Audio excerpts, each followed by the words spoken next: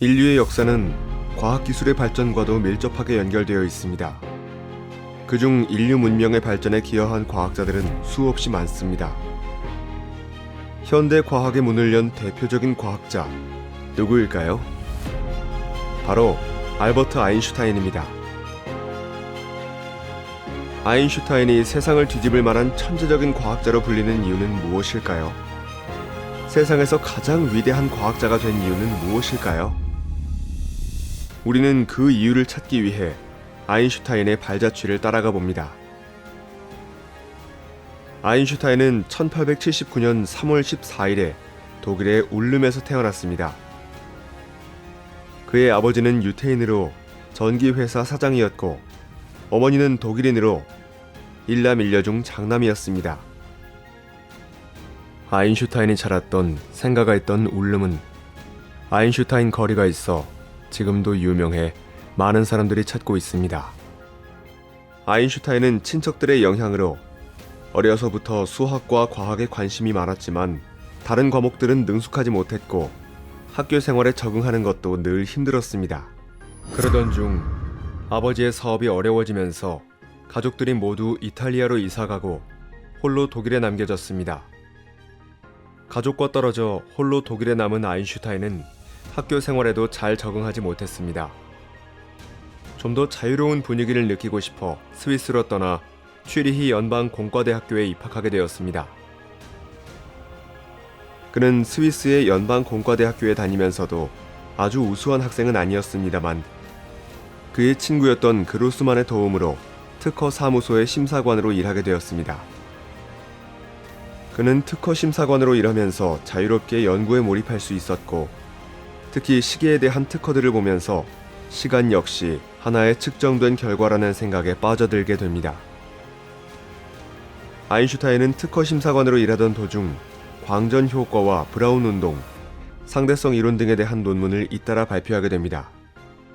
게다가 아인슈타인이 발견한 광전 효과와 일반 상대성 이론을 기념하기 위해 유엔은 그가 논문을 낸 지 100년이 되는 해인 2015년을 빛의 해로 선포하였습니다. 아인슈타인의 상대성 이론은 우리 모두의 상식을 넘어서는 것이었습니다. 그는 우리가 보는 어떤 운동이든 결국 다 상대적이라고 주장했습니다. 그런데 단 하나 예외가 있었는데 그것은 바로 빛이었습니다. 그는 빛과 같은 속력으로 달리면 어떻게 보일까 상상해 보았습니다. 그렇다면 빛이 멈춰 있는 것처럼 보여야 하는데 그러면 더 이상 빛이 아니게 됩니다. 그래서 그는 빛은 누가 보든 항상 빛으로 보여야 한다고 생각했습니다. 빛을 기준으로 그는 과학자들이 알고 있던 다른 개념들을 다르게 생각하기 시작했습니다. 그 시작은 시간이었습니다. 물체가 빠르게 움직이면 움직일수록 시간이 느려진다고 생각했는데 이것이 시간 지연 효과입니다. 빛과 같은 속력으로 움직일 수 있다면 시간은 정지하게 되는 것이지요. 한편 시간과 달리 길이는 빨라지면 빨라질수록 더 짧아지게 됩니다. 이를 길이 수축 효과라고 부릅니다. 만약 우리가 하늘을 나는 아이언맨이 된다면 점점 빨리 날아갈수록 우리의 키는 점점 줄어드는 것처럼 보일 것입니다. 뿐만 아니라 질량을 가진 물체들끼리는 서로 끌어당기는 힘인 중력이 작용하는데 중력은 물체뿐 아니라 주변에 있는 시간과 공간에도 영향을 줍니다. 질량이 커지면 커질수록 더 주변의 시간과 공간을 더 많이 끌어당기게 됩니다. 그의 이러한 생각을 누구도 쉽게 받아들일 수 없었습니다. 누구도 믿을 수 없던 이 이야기는 현실로 벌어지는데 이 사건으로 인해 아인슈타인은 전 세계의 이목을 집중받는 슈퍼스타가 됩니다. 바로 그 사건은 1919년 5월 29일에 있었던 개기일식이었습니다. 개기일식이 있던 그날 에딩턴이라는 과학자는 아인슈타인의 예견대로 태양 뒤편에 가려져 있는 별이 실제로 관측되는 현상을 보게 됩니다. 그 이후 아인슈타인은 점점 유명해졌는데 1921년에는 광전 효과에 대한 논문으로 노벨 물리학상을 받았고 유럽뿐만 아니라 미국을 돌며 강연과 연구를 활발하게 이어갔습니다.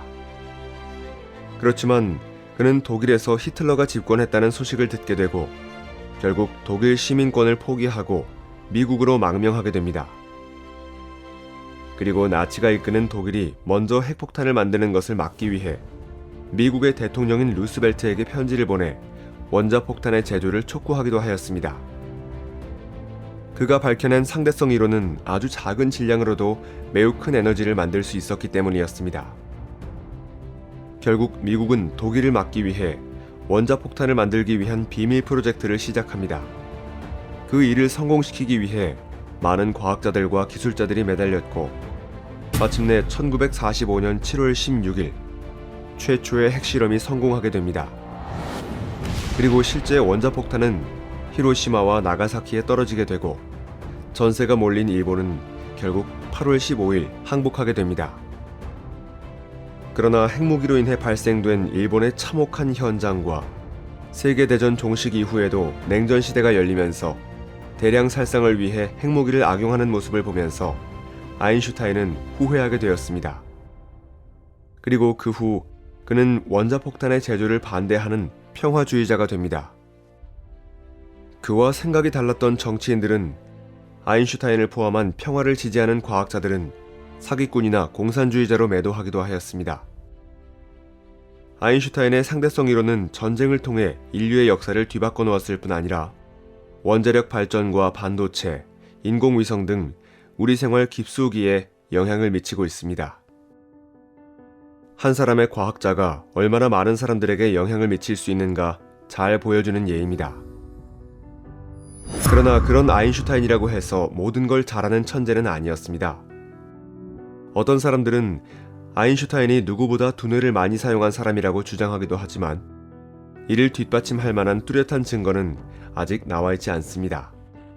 오히려 그의 두뇌는 일반인보다 가벼운 편이었습니다. 그리고 알버트 아인슈타인은 자주 까먹는 버릇이 있었는데요. 한 번은 기차를 타고 여행하던 중 승무원이 지나다니면서 표를 검사하자 열심히 표를 찾고 있었습니다. 마침내 아인슈타인 앞에까지 온 승무원은 아인슈타인에게 이렇게 말했습니다. 선생님, 굳이 찾으려고 하지 않으셔도 됩니다. 이미 선생님이 누구신지 다 알고 있으니까요. 그런데 아인슈타인은 찾는 걸 멈추지 않고 이렇게 말했습니다. 아니요, 꼭 찾아야 하오. 왜냐하면 내가 어디로 가고 있는지 모르기 때문이요. 이처럼 천재라고 불리우는 과학자들도 모든 것을 다 알거나 잘할 수는 없는 법입니다. 마지막으로 아인슈타인의 생애와 업적에 관심이 많은 분들을 위해 다음의 책들을 추천합니다. 아인슈타인에 대한 여러 책들을 통해서 과학의 탄생을 느껴보기 바랍니다.